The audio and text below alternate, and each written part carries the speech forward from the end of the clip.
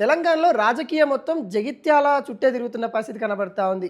జగిత్యాలలో మాజీ మంత్రి జీవన్ రెడ్డి ఎప్పుడైతే బీఆర్ఎస్ పార్టీలోకి వెళ్ళడానికి సిద్ధమయ్యారో అప్పటి నుండి కూడా తెలంగాణ రాజకీయాలు మొత్తం కూడా అటు జీవన్ రెడ్డి అటు జగిత్యాల అనే పేరైతే బాగా వినిపిస్తున్న పరిస్థితి కనబడతా ఉంది. మరోసారి కూడా జీవన్ రెడ్డికి సంబంధించిన పొలిటికల్ వార్ అనేది తెరపైకి వస్తున్న పరిస్థితి కనబడుతుంది.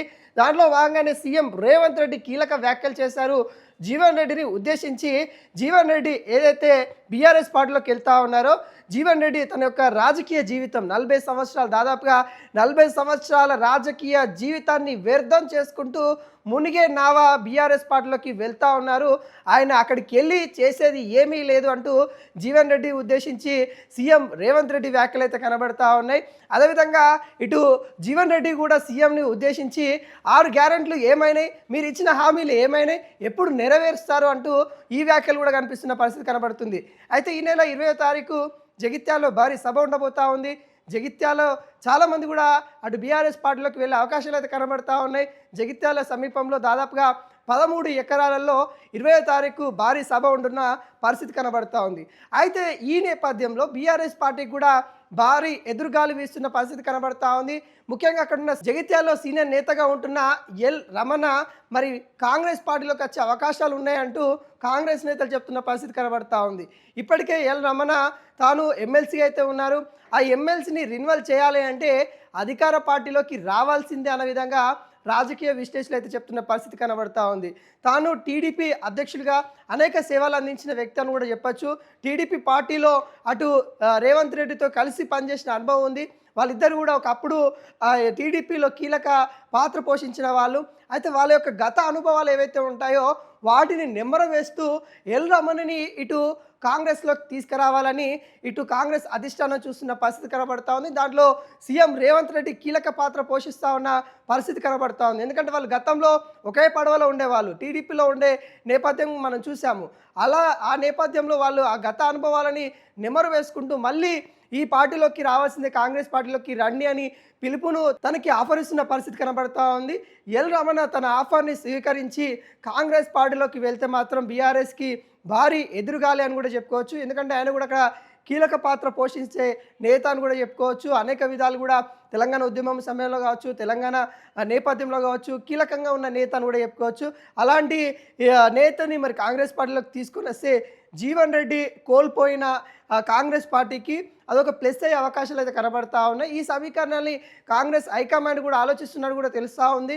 మరి యూటర్న్ వచ్చే అవకాశాలు అయితే కనబడతా ఉంది. ఎవరైతే టీడీపీలో ఉన్న నేతలు ఎవరైతే ఉన్నారో వాళ్ళందరినీ కూడా ఇటు కాంగ్రెస్ వైపు తీసుకురావాలన్నట్టుగా ఇటు సీఎం రేవంత్ రెడ్డి ఆలోచిస్తూ ఉన్నారన్నట్టుగా వాదనలు అయితే వినిపిస్తూ ఉన్నాయి. ఈ వాదనలో ఎల్ రమణ ముందున్నట్టు కూడా కనబడతా ఉంది. జీవన్ రెడ్డిని కోల్పోయినందుకు అంతే బలం చేకూర్చే విధంగా అంటే కాంగ్రెస్ పార్టీకి జీవన్ రెడ్డిని కోల్పోవడం కొంత నష్టమవుతున్న పరిస్థితి కనబడతా ఉంది. అయితే ఆ నష్టాన్ని ఎలా పూడ్చాలి అనే ఆలోచనలో ఇటు కాంగ్రెస్ నేతలు అయితే ఉన్నట్టు కూడా కనబడతా ఉంది.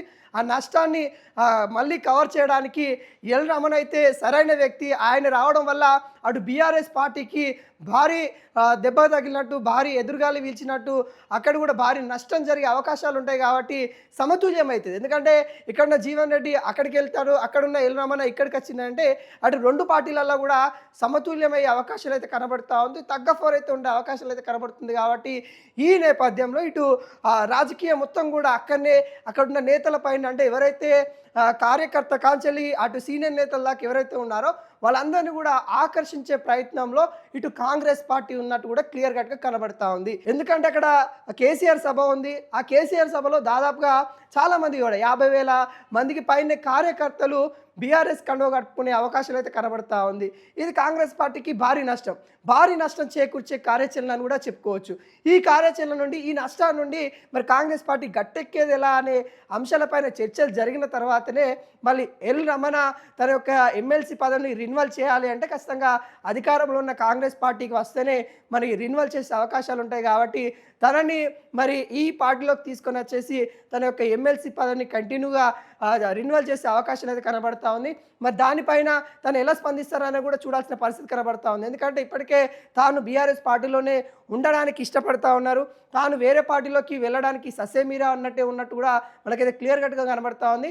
కానీ సీఎం రేవంత్ రెడ్డి సమీకరణాలు మనం చూస్తే మాత్రం మరి ఎల్ రమణని ఇటు కాంగ్రెస్లోకి తీసుకురావాలనే ప్రయత్నాలు జరుగుతున్నట్టుగా భారీ ఒక గుసగుసలైతే గాంధీ భవన్లో వినిపిస్తూ ఉన్నాయి. మరి చూడాలి సీఎం రేవంత్ రెడ్డి అనుకున్నట్టుగా మరి తీసుకొని వస్తారా, లేకుంటే దానికి పై ఎత్తు బీఆర్ఎస్ పార్టీ వాళ్ళు వేస్తారా అనేది కూడా చూడాల్సిన పరిస్థితి కనబడతా ఉంది.